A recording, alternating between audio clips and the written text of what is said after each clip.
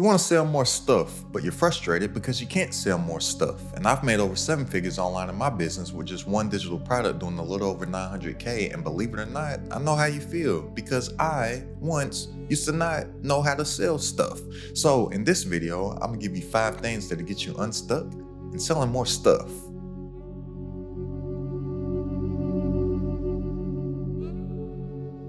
Now, these 5 things I'm gonna cover, they're so simple and so easy to implement. It's only gonna take me about 5 minutes to break it down. So if you don't have 5 minutes to spare, then by all means, go watch that cat video and just keep on not selling stuff. But the number one thing that is stopping most people is that they don't have a visible victory.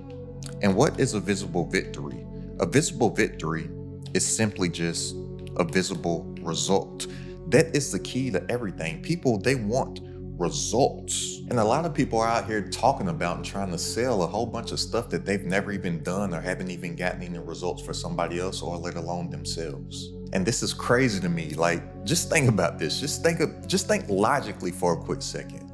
If I had a product that was teaching people how to get 6-pack abs and I had a gut, do you think anybody would buy my product to get the 6-pack abs? No, that's what so many people out here on the internet are doing, is instead of talking about things that they've actually gone through or a result that they've actually received themselves or helped somebody else do, they're out here just talking about everything that they think they have to talk about because they see everybody else talking about a lot of stuff that they really haven't even done. So you have to have a visible victory. You have to have a result that is visible for somebody to see that what you're talking about and what you have actually works. Now, it is great if you have testimonies, right?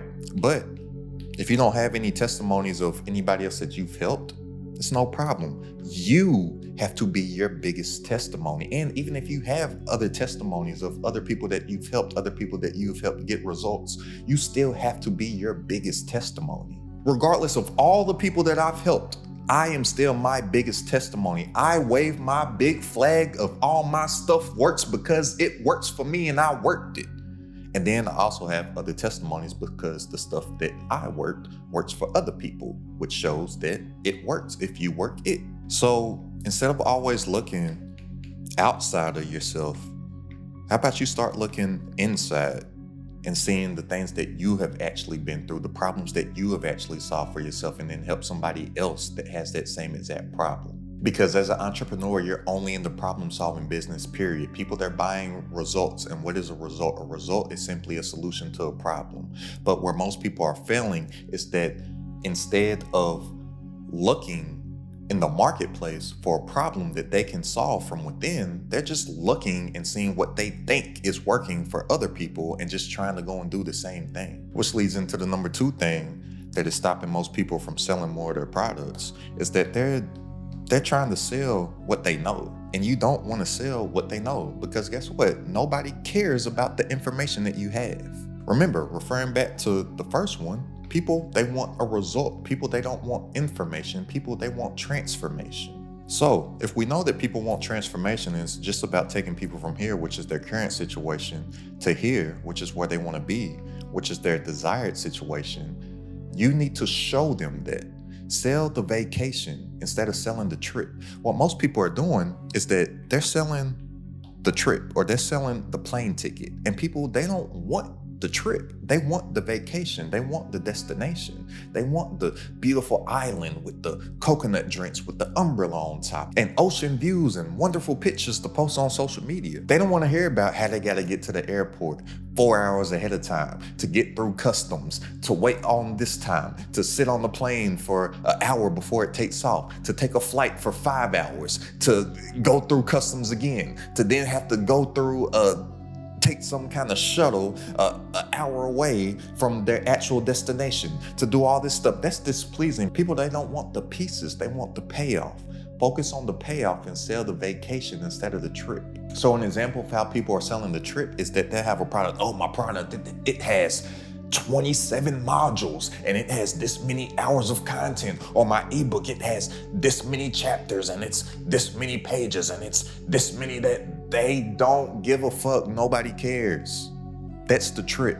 Sell the vacation. And when people are focused on selling the trip instead of the vacation, it leads into number 3, is that They care that people buy. And as crazy as it may sound to you, you need to detach yourself from caring if people buy. Because the less that you care that somebody buys your stuff, guess what happens? More people buy your stuff.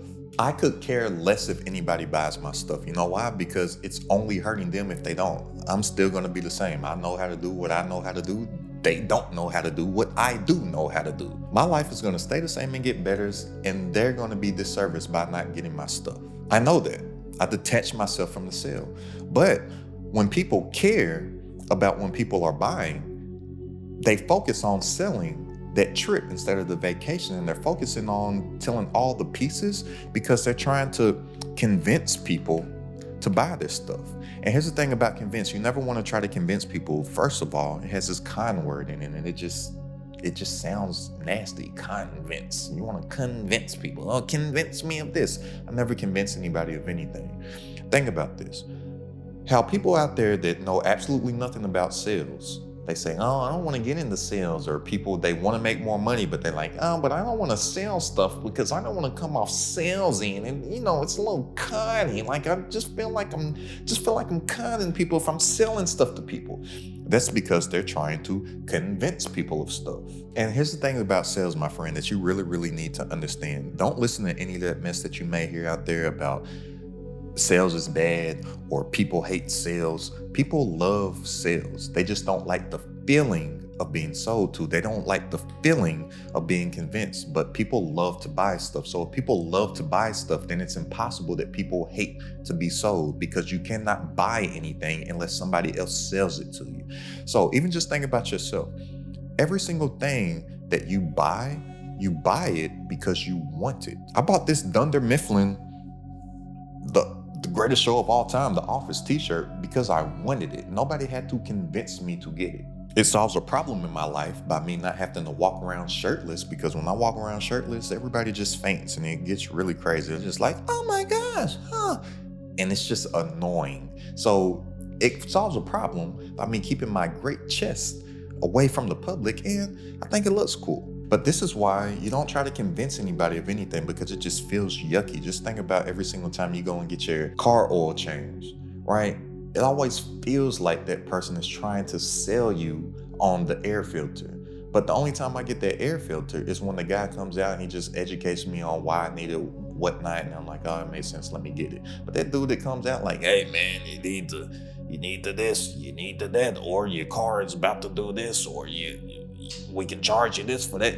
You just hate it. It's just like when you're in the middle of the mall kiosk, you always say no to those people because they're just trying to sell you a bunch of stuff that you don't want. Hey, can I make you smell like something else? You're like, no, I have my scent on for the day. I don't want you to spray me with no stuff. No, I don't want you to clean my right shoe and have my left shoe dirty. No, I don't want you to rub this lotion on. No, I don't want to smell this. No, get the fuck away from me, because they're just trying to sell you a whole bunch of stuff that you don't want. So like I said, we're only in the problem solving business, right? So if we focus on coming up with a solution to an actual problem in the marketplace, guess what? These people are looking each and every single day for a solution to their problem. They want the solution because people do not want to go through their problems. And when you focus on coming up with a solution for your target customers' problems, you don't have to convince them of that because they're already looking for it. And then you simply just have to offer your solution to them, and they will pay you money for that offering. So anytime you think sell, just eliminate that word sell out of your vocabulary and just think offer. Take money and business and everything out of it and just think about just normal everyday life. If you are going through a situation and somebody comes and they genuinely offer you help, you are going to take that help. Years ago, I used to have this old beat up Jeep Grand Cherokee, and I love that car. I literally rode it till the wheels fell off, but my car stopped on me. And I remember this one gentleman, and it stopped on me in a bad area of town too, like the exit I had to take. I got off the exit, I looked around like, whoa, I don't think I need to be here, right? But there was a nice stranger there, and he offered me some help. He helped me push my car to the side because I needed that help, and met a cool guy. We sat, he offered me a couple beers. We sat there in the backyard. He had a peacock. He had chickens. He had a bunch of puppies, dogs, turtles, ducks, fish. I was like, what is all this stuff? And then he educated me on something called aquaponics. He had these tents. He was growing vegetation through this aquaponics stuff. Then in the back of the tent, he said, hey, don't tell nobody about those plants back there. I said, hey, brother, it's all good with me. But I sat here and I'm in a stranger's house in his backyard, sitting drinking brews with him because he offered me genuine help. That's the same thing. That's how we make money as entrepreneurs. We focus on coming up with a solution to a problem that somebody else is having, and then we just offer them that solution. They will take that because they are in that actual pain and they want to alleviate that pain now. And I say pain for a real reason, because here's the thing about pain. People, they buy off of emotion, and then they justify with logic. But it's an emotional feeling first that they feel, and then they'll justify that purchase with the logic. So how do you get somebody to feel something? How do you get somebody to have that emotion to where they feel like buying? You create an environment that makes them feel something. And how do you create that environment? Number 4 on why most people are out here failing is that they simply don't make enough content. Period. There's no way around it. You have to make some content. If you want to make money online in your business, you're going to have some type of traffic. And there's no other way to drive traffic outside of creating content. The reason why most people are out here failing and they're not making the money that they want to make is that enough people don't know that they exist. Look, people, they buy stuff from people that they know, like, and they trust. And not enough people know that you exist to where they can know, like, or come to trust you, which will turn into them spending money with you. And here's the thing. Years ago, back when I fired my job, April 1st, 2016, the first business that I got into, the way that I got traffic for my business, the way that I marketed my business, I sent out direct mail to people. And guess what? Back then, I would average in, it took around 11 touch points. Took around 11 touch points for just to get on the phone with somebody back then. A touch point, I'm sending mail, it's like hitting somebody 11 times. Well, nowadays with content, it takes about 7 hours of somebody to spend with you through digesting your content for them to make a purchasing decision. I call it binge and buy, or BB. It takes 7 hours nowadays on average for somebody to come up with a purchasing decision. So through this 7 hours or this binge or buy, guess what? These people, they're just building that know, like, and trust factor. Who are you more likely to buy from? Somebody that you spent 7 hours with, or somebody that you spent 0 hours with? The person 7. And the thing about this too, you don't have to have a lot of followers. You don't have to have a big channel. I don't have the biggest channel, but just this month alone, from my small channel, people have spent about 8,000 hours with me. I have about 8,000 hours of watch time within the past 30 days. I'm building that know, like, and trust factor with my audience. And here's what's so special about content also. I call it the GAF factor, the GAF. GAF stands for give a fuck. When you actually give a fuck about somebody and you actually focus on actually helping somebody else through your content, you get to build so many great internal connections with people. I want to give a shout out to the Gaines family if you guys are watching. I found out recently through my comments that there's a family, this Gaines family, and the Gaineses, every single time that I post a video, they share it throughout their whole family. How else are you going to build a connection with a stranger outside of making prolific content that is actually helping them? I think that's so dope. Like, I drop a video, the mom sends it to the sister sends it to the brother, and they all in the comments. I'm like, yo, that is really dope. And that just comes off of making prolific content, actually helping people and just giving a fuck about people. Which leads into number 5. You have to obsess over actually helping people over thinking about how to make money. Most people can't make any money because they're only thinking of how to make money, not realizing that that is not how you make money. You make money by helping people. You make money by coming up with a solution to somebody else's problem. You make money by looking at what are people struggling with, what do people need help with, and let me internally come up with a solution to that. And then through your content, you show them that you have obsessed over their problems more than they have. When you do that, that's how you get numbers coming in online in your business, like all them that you see on the screen right now.